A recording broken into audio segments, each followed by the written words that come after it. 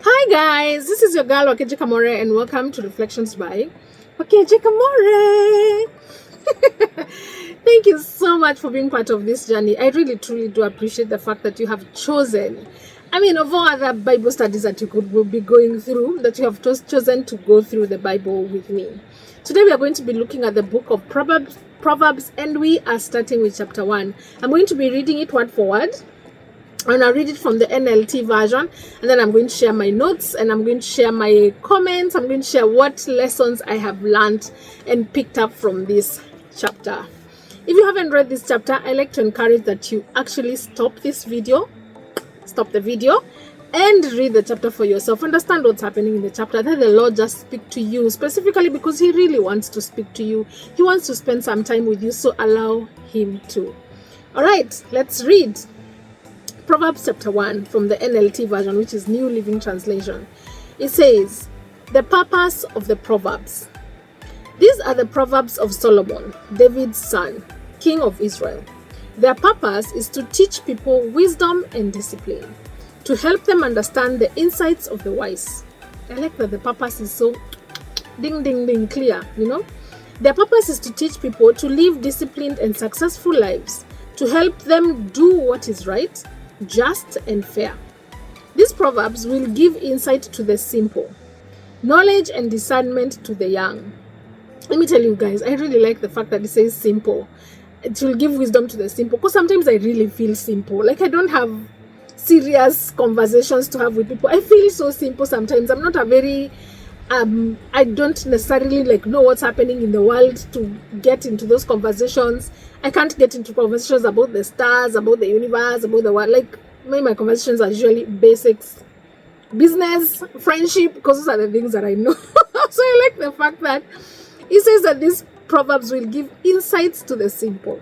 So you can be simple and you'll still get insights. It will give knowledge and discernment to the young. Let the wise listen to these proverbs and become even wiser.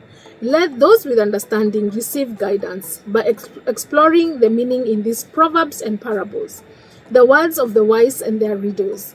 Fear of the Lord is a foundation of true knowledge, but fools despise wisdom and discipline. I like verse 5 where it says, let the wise listen to the proverbs and become even wiser. That even choosing to listen to the proverbs, even choosing to engage with the proverbs is wisdom in itself. Because the people who don't want to listen to instruction, people who don't want to listen to any sort of wisdom, and so that in itself is counted to be unwise. So if you're listening to the proverbs, ushaanza kuwa wise. Imagine ushaanza. All right. The other part, I'm going to just read what the heading is written. It's written, a father's exaltation, acquire wisdom. Verse 8 says, my child, listen when your father corrects you. Don't neglect your mother's instruction. What you learn from them will crown you with grace and be a chain of honor around your neck. My child, if sinners entice you, turn your back on them. They may say, come and join us. Let's hide and kill someone. Just for fun. Let's ambush the innocent. That sounds like bullies in high school. People just bully people for no reason. Imagine. Let's swallow them alive like the grave. Let's swallow them whole, like those who go down to the pit of death. Think of the great things we'll get. We'll fill our houses with all the stuff we take. Come, throw in your lot with us. We'll share the loot. My child, don't go along with them. Stay far away from their paths. They rush to commit evil deeds. They hurry to commit murder. If a bird sees a trap set, it knows to stay away. But these people set an ambush for themselves. They are trying to get themselves killed. Such is the fate of all who are greedy for money, and it robs them of life. The third part says, wisdom shouts in the street. It says, wisdom. This is verse 20. Wisdom shouts in the street. She cries out in the public square. She calls to the crowds along the main street, to those gathered in front of the city gate. How long, you simpletons, will you insist on being simple-minded? How long will you mockers relish on your mocking? How long will fools hate knowledge? Come and listen to the counsel. I'll share my heart with you and make you wise. I called you so often, but you wouldn't come. I reached out to you, but you paid no attention. You ignored my advice and rejected the correction I offered. So I will laugh when you are in trouble. Oh God, can you imagine wisdom laughing at you when you're in trouble because you didn't listen? I will mock you when disaster overtakes you, when calamity overtakes you like a storm, when disaster engulfs you like a cyclone, and anguish and distress overwhelms you. When they cry for help, I will not answer. Though they anxiously search for me, they will not find me. For they hated knowledge and chose not to fear the Lord. They rejected my advice and paid no attention when I corrected them. Therefore, they must eat the bitter fruit of living their own way, choking on their own schemes. Ooh. For simpletons turn away from me to death. Fools are destroyed by their own complacency. But all who listen to me will live in peace, untroubled by fear of harm. Oh, this is such a beautiful, beautiful, beautiful Proverbs. I really love it. So, chapter 1. Oh, sorry guys. I needed to wet my throat. All right. Chapter 1 is divided into 3 parts, like we've seen. First, there's a first part that speaks about the purpose of the Proverbs, and it says, it kind of introduces the book, and it says the purpose of the book, and it says that the purpose of the Proverbs is to teach people how to live right, how to live, to be fair, and how to be just. And then the second part is a father's call. It is a call to his son to acquire wisdom and not to get entangled with crooks and worthless evil men. You know, people who are just like looking for trouble, people who are just looking to do some evil things so they can gain something from it, or just for fun, because the people who just do evil things just for fun. So the second part is literally a father telling the son, don't get near those people, do not, like, stay away from them, walk away from them. Then the third part is where wisdom is personified. It's personified as a woman who is offering her blessing to everyone who would listen. She's calling out in the street. She's just like, come, listen to me. I will share my heart and I'll make you wise. Anyone who is willing to put aside their foolishness and simpleness and pursue the knowledge of God, which is a beginning of wisdom. So we live in a culture that loves meaninglessness,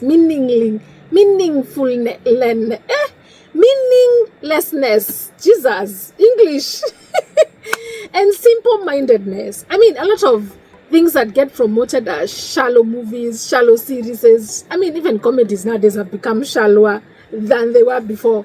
Things that don't have depth, hobbies that don't necessarily fulfill any purpose, and lifestyles that are fully void of spiritual concern. That's just the life that we live in now. But I like that in a world full of meaninglessness and simple-mindedness, and even if it sounds as if those things are loud, is that wisdom is also calling on the streets. I really like the fact that wisdom is not being subtle.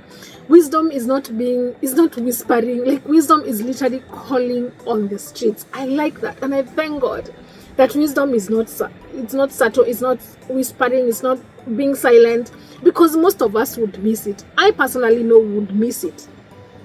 And do you know how I know that wisdom is not silent and that it's not subtle and it's not whispering? Is because in the same search bar that you go and type whatever genge song you listen to and search for it, is the same way you can go and type something that would actually give you wisdom. It's the same way you can go in that same search bar that you can search whatever shows it is that you watch. It's the same search bar that you can use to look for podcasts that share wisdom, to look for podcasts that share the word of God, which is wisdom, to look for practical ways to live out the word of God. In the same search bar, that is how I know that wisdom is not silent. It's literally calling in the street. But the thing is, people never choose the wisdom way. And why? Because sometimes it doesn't sound entertaining. Let me tell you, watching me does not sound entertaining. This is not entertaining, as in compared to TikTok. Compared to TikTok, even I would choose TikTok. Me, who is the recorder of this video, I would choose TikTok because it's fun. It's interesting. Those things sound fun and interesting. But the wisdom of God doesn't sound entertaining. It sounds like this, what this is. Like we read the word of God and we share about what it is that we have learned from it. That's what it looks like. It's uncomfortable. It's probably not going to be entertaining as TikTok shorts, but it's going to be rewarding in future. That's the most beautiful thing, is that it's going to be rewarding in future. Proverbs Chapter 1 verse 28 to 38 summarizes that a person who does the hard work to gain wisdom early in their lives will avoid a troubled life.